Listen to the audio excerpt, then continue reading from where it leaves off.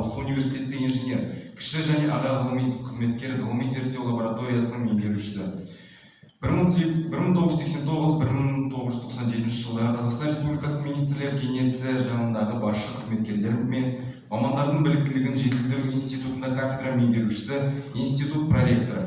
1997 жылы 1999 жылдар аралығында Түркиядағы Қазақстан Республикасының елшілігінің кеңесшісі. 1999-2000 жылдар аралығында Түркия Республикасындағы Қазақ-Түрік достық қолдау және даму қоғамының төрағасы. 2000-2001 жылы Nokia Networks фирмасының Түркиядағы өкілдігінің кеңесшісі болды. 2001 жылдан ақш-тың халықаралық даму агенттігінің Орталық Азия университетінде экономика және бизнес білімдер желісі жобасының атқарушы директоры және Казрена ғылыми білім беру компьютерлік желісінің пайдаланушылар қауымдастығының бас директоры.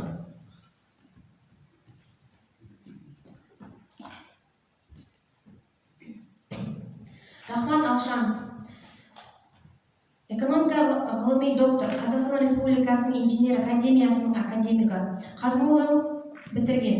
Осы университеттің философо-экономикалық факультетінде аға оқытушы, доцент, аға ғылыми қызметкер, декан, Республика мәдениет қызметкерлері біліктілігін жетілдіру институтының ректоры, Қазақстан мәдениет қызметкерлерінің шығармашылық ортасының төрағасы, Қазақстан Республикасының ұлттық ғылым академиясының сыртқы экономика байланыстар орталық директорының орынбасары, Тұран университетінің ректоры, ал 1999 жылдан Қазақстан білім беру мекемелері ассоциациясының президенті қызметтерін атқарады.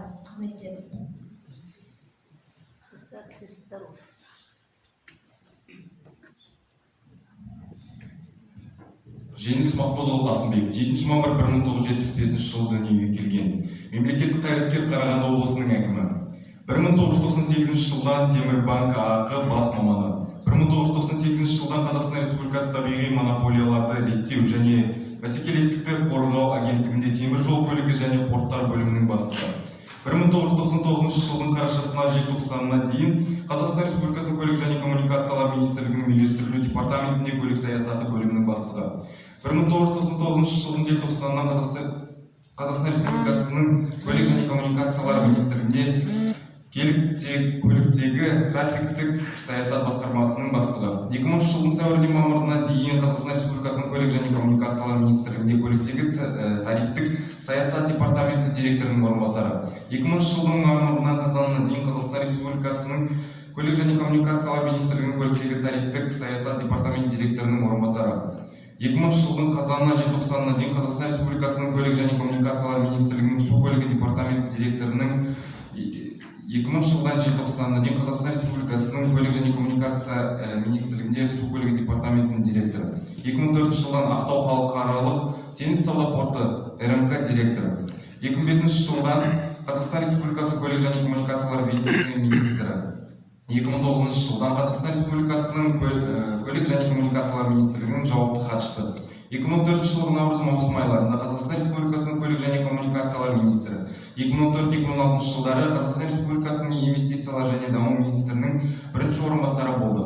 2016-2018 жылдары Қазақстан Республикасының инвестициялар және даму министрі. 2018-2019 жылдар аралығында Қазақстан Республикасының индустрия және инфрақұрылымдық даму министрі. 2009 жылдың ақпанынан Қазақстан Республикасының премьер-министрінің орынбасары. 2009 жылдың 19 қыркүйегінде Қарағанды облысының әкімі қызметіне тағайындалды.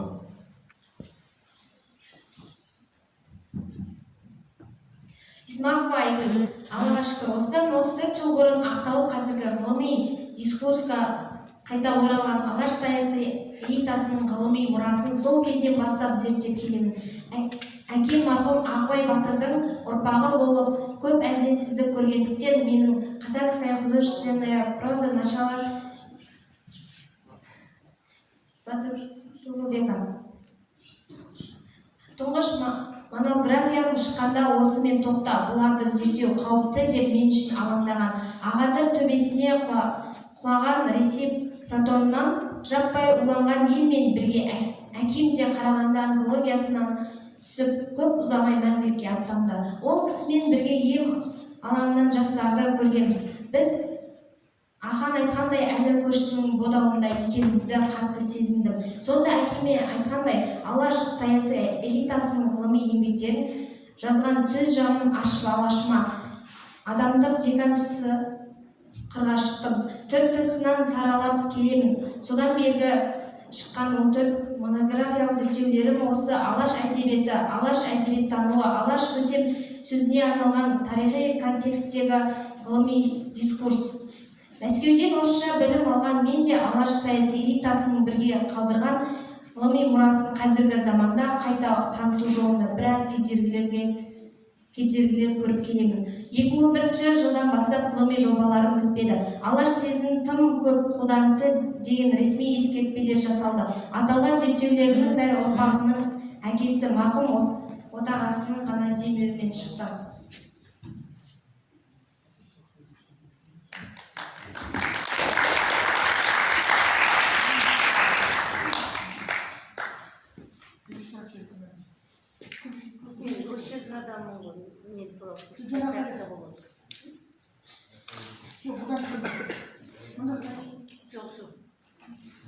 Ben bir şekilde bu düzada durup özünüzü düzeltçiniz kadar. Ne olsa, bir şekilde bir olsa, memleketlik üniversitetin profesörü, bu kişi de Ağabey Batır'ın bağı olur. Al kurmettim бүгінгі дайындаған әрине бұл көп еңбектің нәтижесі келіп тұрған нәрсе ғой. Сондықтан құрметті студенттер, жастар, құрметті қонақтар, құрметті мына біздің тарихи кафедрасының ұжымына мен бүгін алғысымды айтқым келеді. Негізі бұл менің бабам болған деген мақтану емес. Негізі мына рухани жаңғырудың біздің мемлекет тарапынан үлкен жұмыстар, проекттер өтіп жатыр. Ол не үшін? Олар жастар сендер үшін. Өйткені бір уақытта совет үкіметі заманының жақсылығы жамандықтар бір уақыт соның нәтижесінде біз ұрпақтар үндестігінен айырылып қала жаздадық. Өзіміздің қазақтың көп құндылықтарын ұмытып айырылып қала жаздадық. Содан кейін әлгі рухани жаңғыру, мәңгілік ел деген проекттер олар сендердің саналарыңды оятып, сендердің тектеріңе үңілтіп, біз қазақ деген халықпыз, біздің қазақ деген халқымызға үлкен глобализация жаһандандыру жүріп жатыр, бірақ сол жаһандыруда біздің ақсақалдар қорыққан, үлкен әлемдік жаһандыруға біз кіргенде қазақ екенімізді жоғалтып алмаймыз ба деп, жоқ деп жоғалтпаймыз. 21-ші ғасырдан басып келе жатырмыз. Болашағымыз сіздердікі, мемлекет сіздер туралы қандай заман қиын болсын, осы жастарға назарын үнемі аударып отырады. Жылдан жылға гранттар бөлініп жатыр көбейіп. Жылдан жылға мына магистратура, докторантураға орын беріп жатыр мемлекет тарапынан. Оның бәрі сендерге деген сенім, үлкен сенім. Ертең сендер оқып шығып, осыны мемлекетімізге, халқымызға қайтарып, осы мемлекетімізді көркейтеді деп сенеміз. Ал енді Ағыбай Батырға келетін болсақ, мен жаңағы Ағыбайдың туған бауыры Дулат Батыр болған, ерте қайтыс болған жауынгер, сол соғыста қайтыс болған. Ағыбай Батыр өзі кесенесін өзі көтерген, мына Қармыс деген жерде, шетпен ненің арадардың ортасында Қармыс деген жерде бейітті кесенесі тұр. Енді жаңа байқап отырсыздар ма? Ең бірінші мен сіздерге бір нәрсені көрсеткім келді. Балқаштағы болға ашылған памятник бар ғой? Ескерткіш, орыс тілінің маманын кешіріңіздер. Ескерткіштің байқайсыздар ма? Батырдың бейнесі қандай әдемі эстетикалық шешім тапқан. Ана батыр аттың үстінде бірақ та найзасы төмен қарап тұр. Соғысқа шақырып тұрған жоқ. Мен болдым, енді бейбіт өмірге көшейік, көркейейік қазақтар деп өзінің отандастарын шақырып тұрған сияқты. Сондай түркпен түсінуге болады. Енді мына біздің мемлекеттік тарапына тағы да үлкен бір жұмыстар басталып жатыр. Әр жерде, бүкіл әлемде жаһандыру жүріп жатқан кейін әр халық қазақ емес, басқа да халықтар мынау ұлттық код дейді, ұлттық код. Қазақ деген кім мысалы? Біз жаһандануға немен кіреміз? Біздің айтарымыз бар ма, көрсетеріміз бар ма? Не шықса жастардан шығады. Баяғыда Жезқазғанда істеп жүргенде өзіміздің орысша білмейтін Болманов, Қыдырәлі деген бір жас бала жүрген, сол келді да өмірде ел ойламаған орынға дейін домбырамен, скрипканы классикалық скрипканы қосып, екеуінен ұлытау деген ансамбль шығады. Бүкіл әлемге ұлытаумен, жалғыз ұлытаумен бір ансамбль, қазақтың қара домалақ баласы бүкіл әлемге қазақты танытып шықты. Ол біздің брендіміз болып қалды. Өзіміз шетелде конгресс анау-мынауға барып тұрғанда, сонда жаңағы ұлытауды они помнят, айтады, Қазақстан, from Қазақстан десең, ұлытау дейді сұрайды. Одан кейін жаңа халықтар әлгі мың туы шығар, ЮНЕСКО-ның несіне кірді Қазақстанның қымызымен.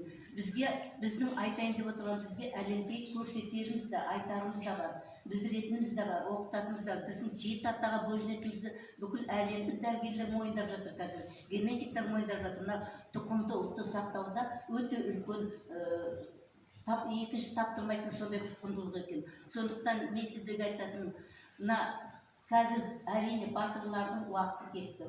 Ол кісілер, иман болсын, ол кісілер өздерінің азаматтық борышын орындады.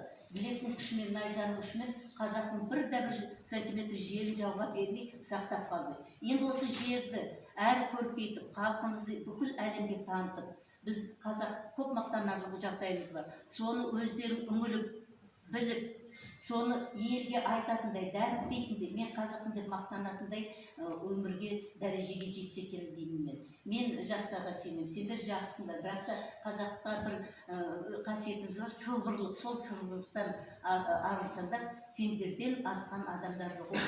Ғылыми жаңалық ашып жатқан, доктор, академик болып жатқан, парламентарий болып жатқан, ол бәрі сендердей жастардан бастаған, осындай университеттен бастаған бәрі. Сондықтан бір күндерді бос жібермеңдер. Бір күн болса да кішкене пайда. Ең бірінші өздеріңді жақсы көріңдер, өздеріңді сыйлаңдар. Национальный код, жаңа мәдени код, ұлттық код дейді, ол осыдан басталады.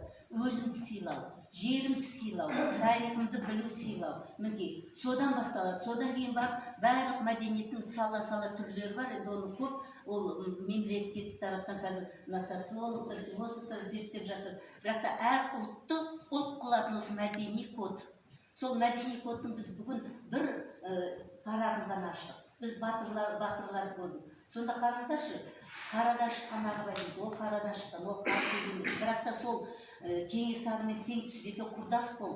Сонда Кенесары жолдасы бір күн айтып сұрайды, о сен анағанда атақ бересің, мынағанда атақ бересің, осы Ағыбайға неге атақ бермейсің дегенде, жаңа Кенесары айтады дейді, менің легімнің алды Абылай деп шақса, артқы легі Ағыбай деп шақса, одан артық қандай атақ керек деп айтады, көсейді. Екеу құрдас болған көсейді екен. Сондықтан көрдіңдер ме, еңбегімен, қажырлығымен, өзінің адалдығымен, сондай ханмен тең түсіп, соған құрдастығын дәлелдеп, өзінің тарихта атын қалдырған біздің бабамыз. Ал енді сондай бабалардың ұрпағы, сондай бабалардың ұрпағы сендерсіңдер. Қазір сіздердің ата-аналарыңыз, мына ұстаздарыңыз, бүкіл қоғам сіздерден үлкен үміт күтеді. Мына Ағыбайдың бір несін дөңгелек үстелін өткіз, ойбай, ол менің руым емес, ол неге керек деп қарамау керек. Біз қазақпыз, бізге керек. Шетелден ешкімге Ағыбайды, біздің батырларымыз парағын ашып қарамайды. Біз өзімізге керек, содан рухтан, содан сабақ алып, біздің халқымызға шын еңбек жасасаңда, сендерден артық адам болып азамат болмайды. Азаматта ақтарды деген сол болады. Бүкіл мемлекеттің, халықтың, ұстаздарының, ата-аналарының сенімі осылай ақтау керек. Енді сондықтан сіздерге Ақжол, сіздерге рахмет, үлкен рахмет. Енді керек осы көмегімді көрсетуге дайынмын. Мен АНК и СГД деген кафедрада профессорым, доктор педагогических наук, орыс тілде өмір бойы орыс тілде қорғадым, орыс тілде оқыдым, бірақ та орыс болып кете жаздады, ол біздің кінәміз емес, заманымызға болсын обалымыз өйткені әр перзент заманның перзенті ғой адам. Сондықтан сіздердің алдыңызда докторант, магистранттарға лекция оқығанда басында айтамын, мен орыс тілі маманмын, менің қазақи ғылыми терминологиям нашарлау болса, мен сіздерге сенемін.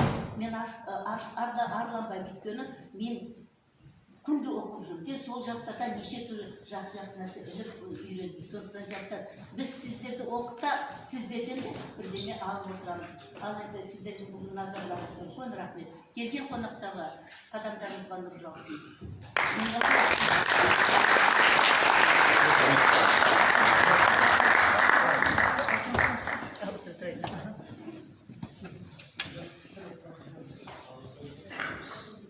келесі сөз кезегін КАРГУ-дың тарих факультетінің деканына Жұмабеков Жамбулға берсін. Рахмет, құрметті әріптестер, қадірлі достар. Бүгін Нұрлан ағамыз үлкен бір жақсы кездесу ұйымдастырып отыр екен. Өте вақытымызды қуана келдік, өйткені үлкен аруақ, үлкен батыр, еліне, жеріне, осы өздерінің өмірлерін құрбан еткен, жан пида еткен тұлғалар бар. Бұл кісінің басында мен де жас кезімде бала үстінде сіздер сияқты студент болған кезде 5-6 рет барған, түнігіп, әртүрлі неміз карта жасап жүреміз, ескерткіштер түгендеп жүреміз, сол кезде талай рет болғанбыз. Өз басында бұл кісінің әулие дейді, көп адамдар зиярат етіп барады басына, арнайы. Басына барып қонады, басында шырақшысы бар бұл кісінің. Шында да көмектесетін шығар, енді бір тылсым күштер бар шығар. Мен өз басымнан өткен жағдайды айтайын. Мәулен деген ағамыз бар, Нұрлан аға деді, біз шет өңірдің тарихын жазып жүр. Мен ол кезде жаспын, сендер сияқты. Мәулен ағам Ниваның шопырақ отырып мені салып алды. Мен Ниваны машина жүргіземін, правам бар. Сосын ол кісілерге көмекшімін, фотоаппаратқа түсіремін, видеоға түсіремін, жаңағы өздерінің сияқты көмектесіп жүремін. Бір күні енді бұрында барғанбыз, Ағыбайдың жолын білемін, даланың жолы тақтайдай жақсы жол. Бірақ сол күні ауылдан бір кісіні салып алдық та, бір қой салып алдық, басына құрбандық шаламыз деп. Сосын каким-то образом бір басқа жолдармен кетіп қалдық, таудың арасымен. Кетіп барамыз, қасқа кетіп келе жатыр. Түн болды, бір шатқалдар, тас, жол көрінбейді, жүріп басып кеткен. Ішімнен ойлап қоямын, бұрынғы жолы керемет еді. Асфальт сияқты жүретін жол. Ана кісі қайда кетіп бара жатыр, үлкен кісі, ұяласың ол кісі. Қалай айтасың енді, қайда бара жатсыз аға біз деп айта алмайсың ғой. Бір өзендердің жағасында қап-қараңғы болып қойды. Барым, Нива ескі машина ғой, жыпылықтап сөне бастады. Өзінен өзі аккумулятордың светі жанды. Қорқайын дедім, далада қалып қоямыз. Қорқып келе жатырмын, мен сейіліп келе жатырмын. Одан бір кезде алыстан сол жағынан бір жарық көрдім. Кәдімгі жарықты көргенде мен адамның үміті оянады екен де.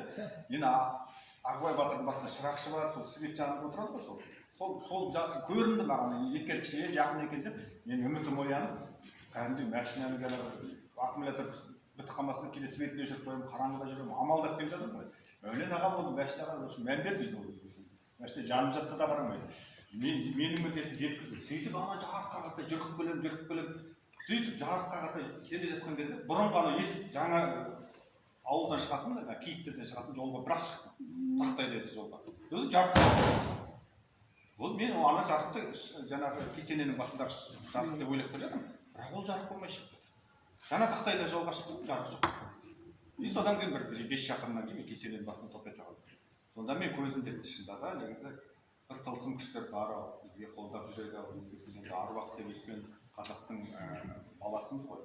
Ал енді қазақтың осындай осы күнге біз осы жерге келіп отырғанымызға, осы бүгінгі міне тәуелсіздікте сіздермен қазақ тілінде сөйлесіп, сіздер емін-еркін білім алып жатқандарыңызға осы кісілерге біз бас иеміз. Мен де сол үшін келдім.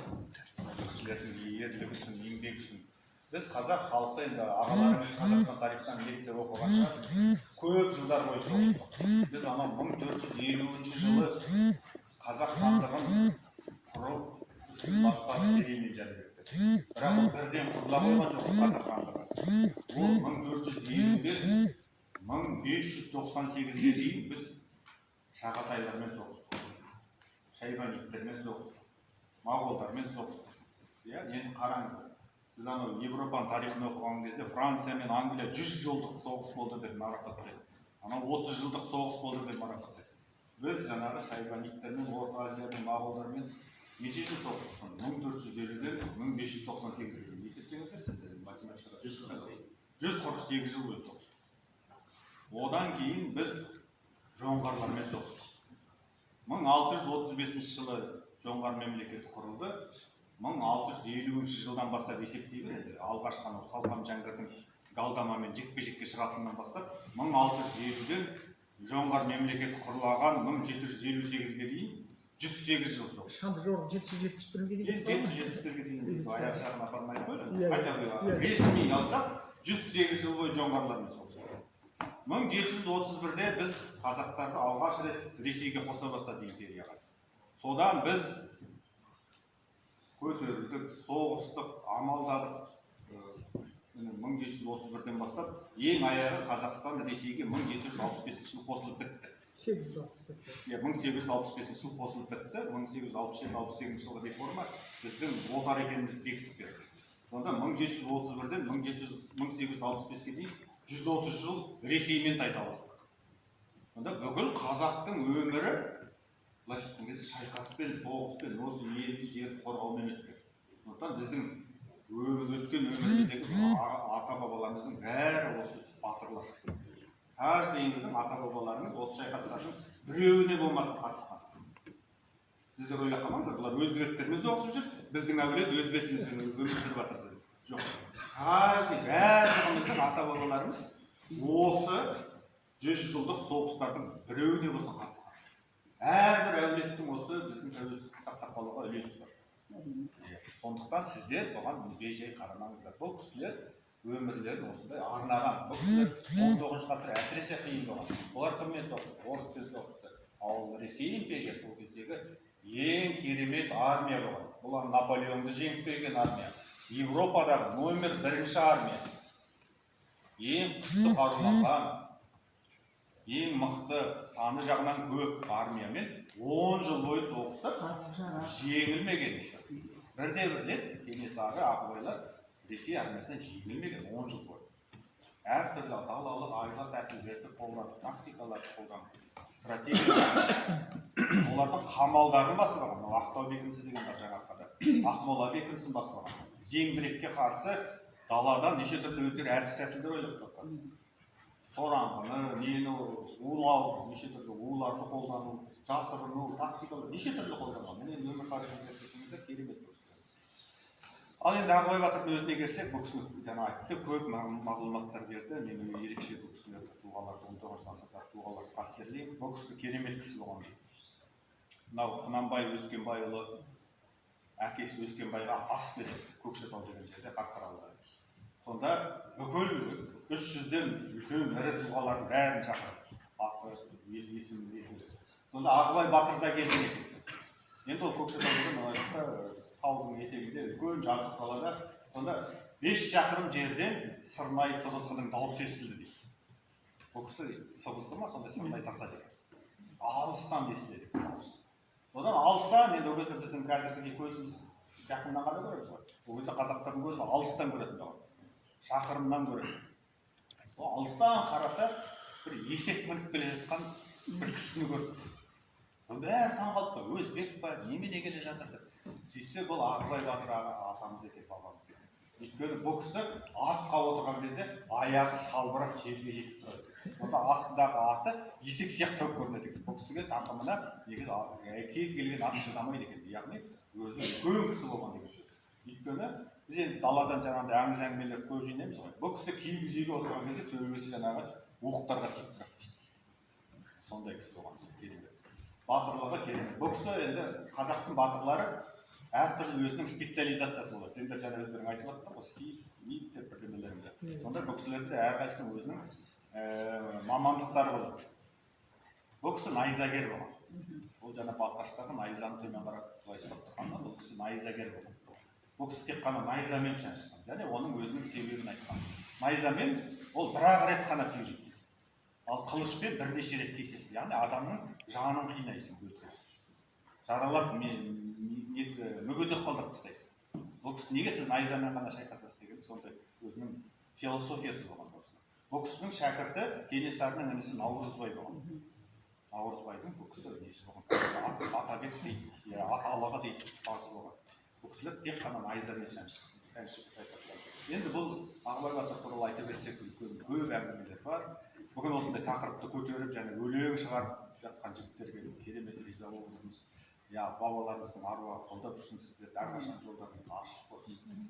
Сіздер ешқашан да бір жамандық болсын, қиындықты көрмейсіңіздер. Осы ата-бабаларымыз енді 300-400 жыл соғысып кетті ғой, енді бізге 400-500 жыл бейбіт өмір болсын. Сіздер осы солардың еңбегінің біз жемісін жатақтан көрейік.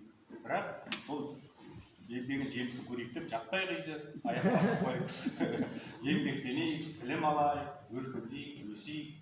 Білімді болыңыздар, қазіргі заман білімнің заманы. Өз қазақтың жақсы сөз бар ғой. Білекті бірді шығады, білімді мыңды шығады. Білімді болып болсын. Рахмет.